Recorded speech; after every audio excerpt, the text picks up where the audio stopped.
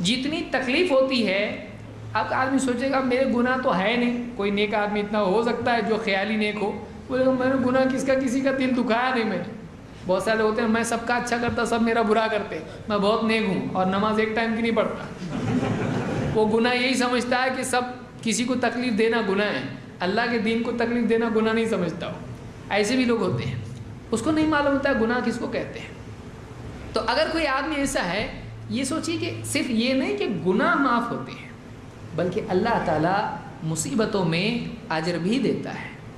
ایسا نہیں کسی کو دنیا میں اللہ نے تکلیف میں ڈالا، آدمی دوسروں کو دیکھے وہ بھی نماز پڑھتے میں بھی، لیکن وہ آدمی اتنا خوش ہے، اس کے پاس راحت ہے، میرے پاس مصیبت ہے تو میں مصیبت میں اور وہ خوشی میں ہے کہ ہم بھی عبادت کر رہے وہ بھی عبادت کر رہے، کیا فائدہ، مجھ کو کیوں مصیبت میں ڈالا ہے۔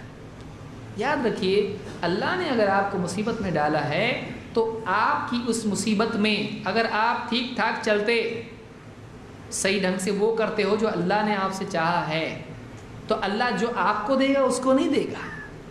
اس مصیبت میں جو سٹرگل آپ نے زندگی میں کی ہے، جو تکلیف بیماری آپ اٹھا رہے ہو، ایک آدمی صحت مند ہے نماز پڑھ رہا ہے، آپ بیمار ہو اور بیمار ہونے کے باوجود بھی آپ نماز پڑھ رہے ہو، صحت مند کو جو ثواب مل رہا ہے اور آپ کو مل رہا ہے، دونوں میں زمین آسمان کا فرق رہے گا۔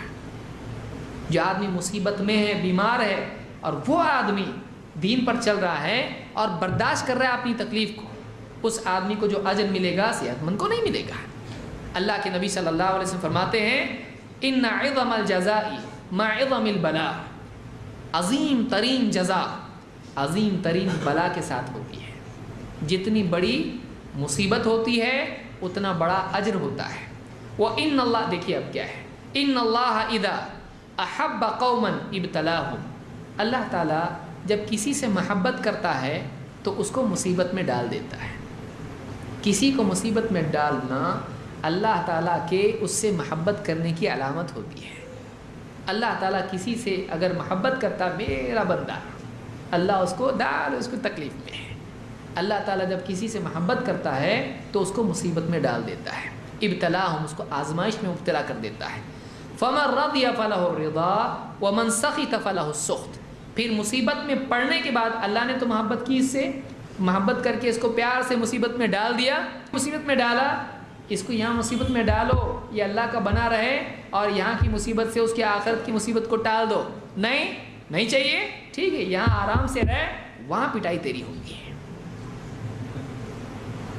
تو آپ فرماتے ہیں کہ جب اللہ کسی سے محبت کرتا ہے تو یہاں اس کی پٹائی کر دیتا ہے، یہاں اس کو مصیبت میں ڈال دیتا ہے۔ اور کبھی کسی اچھے انسان کو، جیسے آپ نے سنا، اس کو بھی یہاں پہ مصیبت میں ڈالتا ہے، کیوں؟ اس کو اتنا مرتبہ اس میں مصیبت نہیں آئے گی تو اس کے درجات کیسے بڑھیں گے، کیونکہ یہ پکا ہے، یہ اچھے حالات میں بھی عمل کرے گا، مصیبت میں بھی عمل کرے گا۔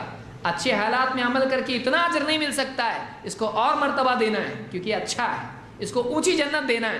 اس کو مصیبت میں ڈالو، یہ مصیبت کا بھی اجر لے گا اور عمل کا بھی اجر لے گا، اور اوپر بھیجنا ہے اس کو 99 100 درجے جنت کے 100 درجے ہیں۔ اب راحت میں عمل کر کے اس کو 35% پہ آئے گا، لیکن مصیبت میں جب عمل کرے گا ایک دم کہاں جائے گا، 90% والے میں جائے گا، فردوس بھی مل سکتی ہے اس کو۔